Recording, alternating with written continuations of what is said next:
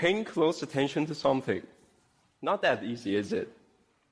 It's because our attention is pulled in so many different directions at a time, and it's in fact pretty impressive if you can stay.